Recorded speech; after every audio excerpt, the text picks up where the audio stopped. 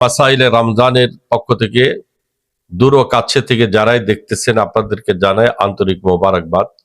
মাহে রমজানুল মোবারকের মাসাইলে রমজানের পক্ষ থেকে আজকে আমরা জানবো রোজা কি, রোজার সংজ্ঞা কি, রোজা কাকে বলে, রোজা সম্পর্কে। যেহেতু আল্লাহ তাআলা বলছেন যে রোজা তোমাদের উপরে ফরজ করা হয়েছে যেরূপ ভাবে পূর্ববর্তী ব্যক্তিদের উপর ফরজ করা হয়েছিল যাতে তোমরা তাকওয়া পরহেজগারি অবলম্বন করতে পারো। সূরা বাকারার 183 নম্বর আয়াত।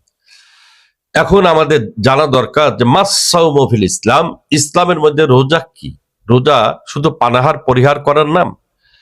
রোজার ব্যাপারে কিতাবের মধ্যে, তাফসীরের কিতাবের মধ্যে এসছে আল ইমসাক আনিল মুফাত্তারাত আই আনিল আকলি ওয়াশ শুরবি ওয়াল জামাই মিনাস সুবহিস সাদিক ইলা গুরুবিশ শামস, অর্থাৎ খানা পিনা, সর্বপ্রকার পানাহার পরিহার করা, অনুরূপ স্ত্রী সঙ্গম, স্ত্রীর সাথে দৈহিক সম্পর্ক থেকে সম্পূর্ণভাবে বিরত থাকা সুবে সাদিক থেকে নিয়ে সূর্যাস্ত পর্যন্ত, এর নাম হলো সাওম।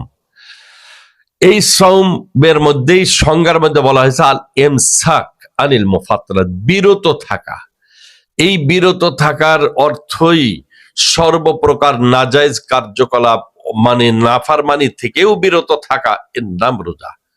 আমি জবানটাকে কন্ট্রোল যদি করতে না পারি, আমার হাত পা অঙ্গ প্রত্যঙ্গকে যদি গুনাহের থেকে কন্ট্রোল করতে না পারি, তবে আমার রোজার দ্বারা যে উদ্দেশ্য শুধুমাত্র খানা পিনা পরিহার করার নামই রোজা না।